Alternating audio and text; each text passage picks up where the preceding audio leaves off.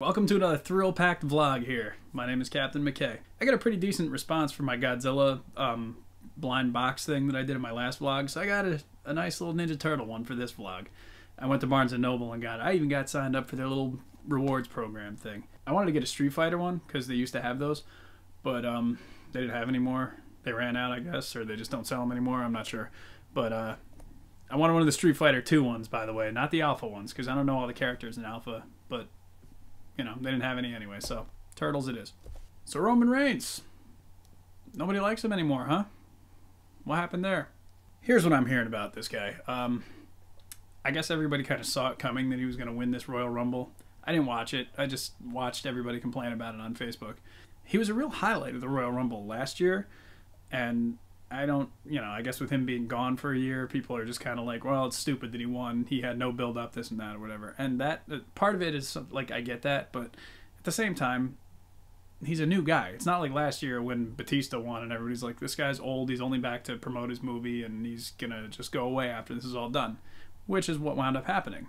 Roman Reigns, I don't think is going to leave WWE anytime soon, so it's at least somebody fresh and new in like the main event picture, even if it's somebody that's been gone a while.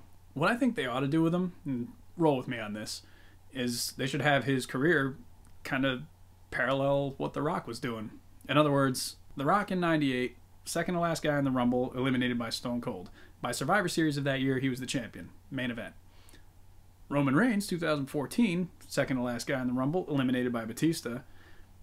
My thought is that they were probably going to try and put the belt on him like by the end of the year, maybe even leading into this WrestleMania, which would have been kind of the plan that might have unfolded if he hadn't gotten hurt. I don't know. I'm not the guy back there at the production meetings. I'm getting texted, by the way. I owe you a beer. Except not you, Ian. You're not going to drink it. I will. But what I mean by his career paralleling The Rock's, what I think they should do is, when The Rock first came in, they were trying to push him to the moon and shove him down everybody's throats as this star athlete, blue chipper guy. We all know how that worked out. There was die, Rocky sucks. And eventually The Rock turned on the crowd.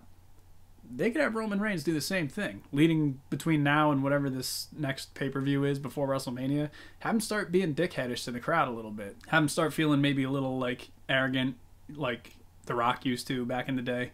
That kind of stuff, that'll make an impact on the crowd. And they'll have a reason to boo him, instead of just no reason at all because he's not Daniel Bryan, which is why they're booing him right now. A lot of people I've heard complaining about his mic work, like he can't really talk that well, as if he's the guy writing the promos to begin with. See, here's the thing. Promos across the board are not great because my guess is they're scripting them out, like pretty much saying, hey, you're going to go say this tonight. Centuries ago, I took some public speaking classes when I was in college, and the teacher would always say, hey, make bullet points and just remember what you want to say so you can be concise, clear, and you can bring your own personality into it, which they don't want to do with a lot of these people, I guess, because they're not letting them bring their character out. Here's what you do with Roman Reigns. You say, all right, you're going to kind of start turning on the people because they turned on you and they don't like you anymore. So go out, be a little arrogant. You're going into WrestleMania against Brock Lesnar. You make your bullet points and you send Roman Reigns out there.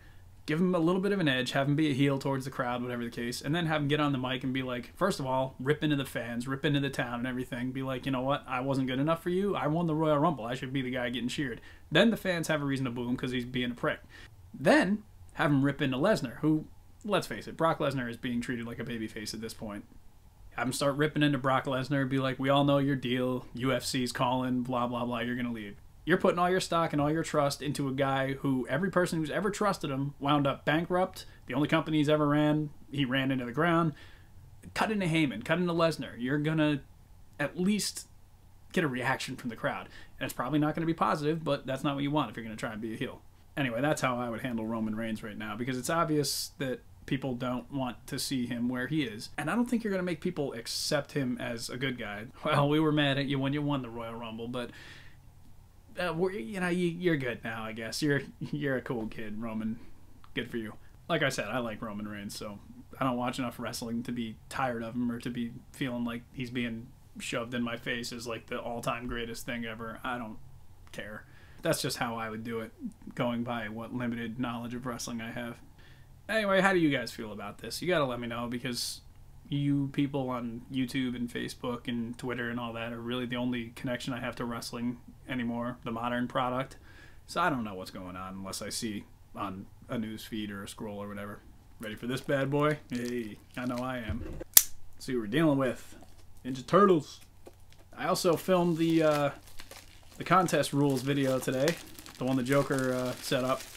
That'll be February 1st at midnight Eastern time, because I'm in New York, so if you're on the East Coast, you'll get it at 12 o'clock. Most likely. I mean, I'm assuming it'll publish at about 12:02 or 3 or whatever the case if I leave it as a scheduled video, so I don't know. Blind box, Ninja Turtle.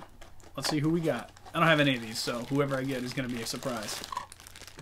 It comes in a blind bag, too. Hey, it's pretty exciting. Oh, I got Splinter. Nice. He's even got a little staff. That's pretty sweet. Look at him there. I know you probably can't get the greatest amount of detail. I dig it. Stylized, animated look. Really cool. Keep your eyes on this channel, ladies and gentlemen. We got some new stuff coming soon. I want to thank you all, by the way, who watched the 5 days of dioramas, whether you checked out one video or like all 5 of them. Hope you enjoyed them. Hope you learned something. It's always cool to get some feedback from people who are watching like the behind the scenes stuff of what I'm doing, and they're just not only interested in watching the animation that I make, but like how I go about doing it and the thought process that goes along into it. So I appreciate all the feedback from that. Keep your eyes open. Remember, February 1st, contest rules right here on this channel.